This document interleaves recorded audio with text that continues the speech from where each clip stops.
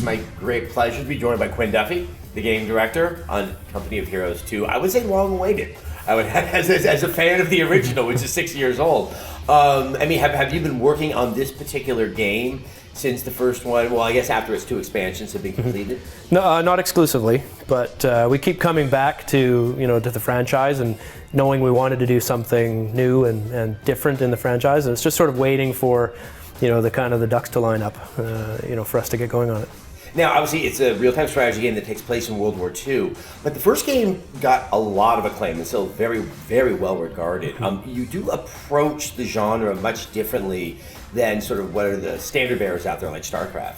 Yeah, I mean, we have a real tactical focus. I think, it's a strategy game. The game should be recognizable as an RTS game, but we really focus on the tactics of the infantry and the team weapons and the tanks, cover and facing, and the new line of sight system, True Sight, we've introduced. All these add a real tactical element to the game, and then presentation is really important to us too, because these are such evocative stories, and the war is obviously a brutal time and a brutal environment, and those are things we want to portray in the game.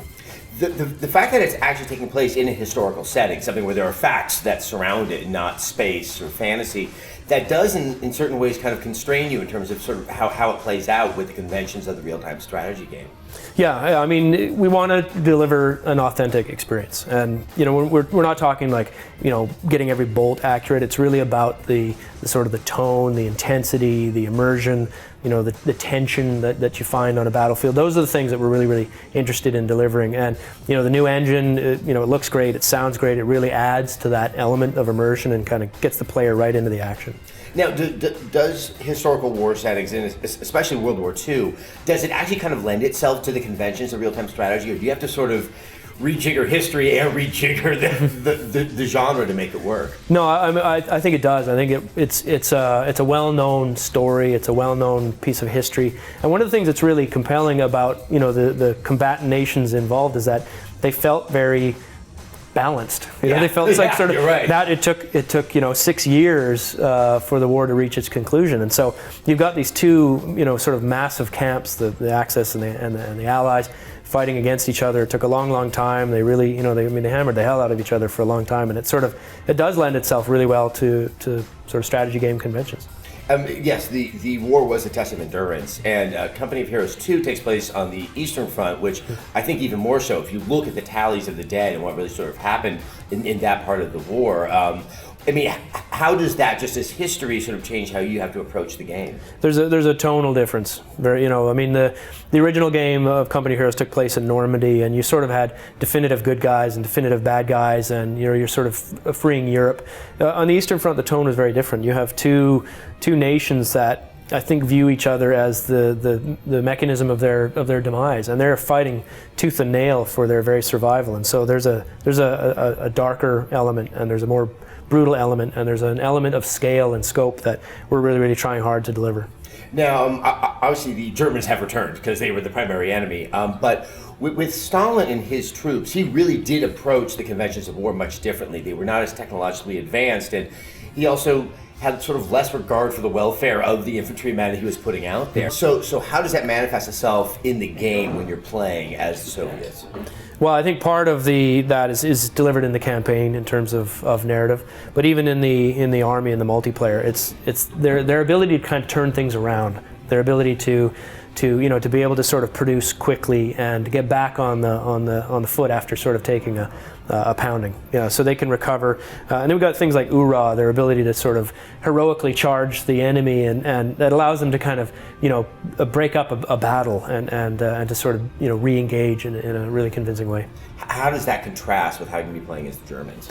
Well, the Germans are very versatile. They've got versatile squads. They've got the ability to get good anti-tank weapons and good anti-infantry weapons on the squad level. And in every building the Germans produce has a versatile range of units in it. So they really are able to react very quickly from sort of one building in their tech tree, and that really sort of fits their nature. They were adaptive. They had this kind of conf group concept where they put in sort of ad hoc units together that were really strongly supportive, with tanks and anti-tank guns and mortars and machine guns and those kinds of things. So the Germans allow you to really have a combined arms focus, and they're strongly defensive. They've got some great defenses that the Soviets have to overcome with their artillery and their mass troops. So they're great contrasts. That really it's part about delivering that national character. What made a German army German? This training and technology and leadership, and the Soviet army is, numbers and a willingness to sacrifice and, sort of more rigid technology.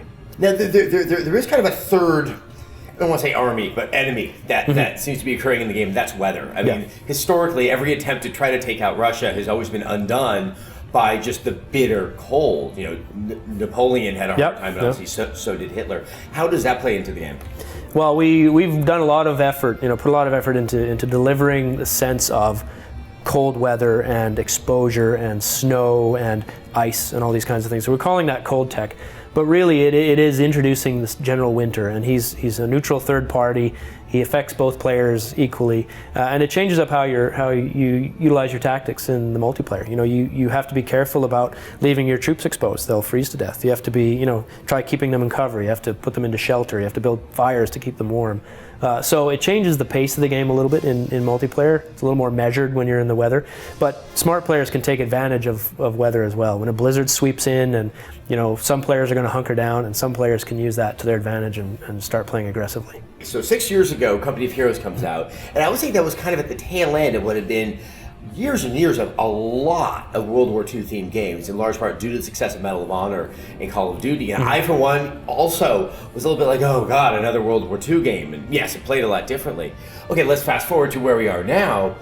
This is almost novelty in the fact that it's taking place in World War II. Was that something you guys were cognizant of when you were making it? Yeah, we thought about what era to set this in, and one of the things we did right from the very beginning was to sort of look back at the creative vision of the original game and rethink it for Company of Heroes 2, and not just for this game but for the franchise. So we could set this game anywhere. We know what we want in a Company of Heroes game, and we could set this in Iraq in 2004, and we could set this in Mars in 2030. It doesn't as long as we deliver on the tone and the experience of Company of Heroes, we know what we want. So it's not a World War II game, but we love the setting, and ultimately we thought, there's 6 years of World War II to tell. We delivered 4 months of it with the original game, and so let's go to the Eastern Front where, we have the biggest battles of World War II. Well, I'm very excited that the franchise is finally coming back. When is the game planned to be released? Well, we're talking, first quarter next year, 2013. And a beta might be. Yeah, we're working hard right now on a beta that's imminent. We're going to do both closed and open betas. Well, you have me excited. Thank you so much for your time. Thank you. Appreciate it. All right. If you want to know more about Company of Heroes 2 or any other game, make sure that you subscribe. YouTube.com/Rev3Games, or go to iTunes and subscribe, or just go to Revision3.com.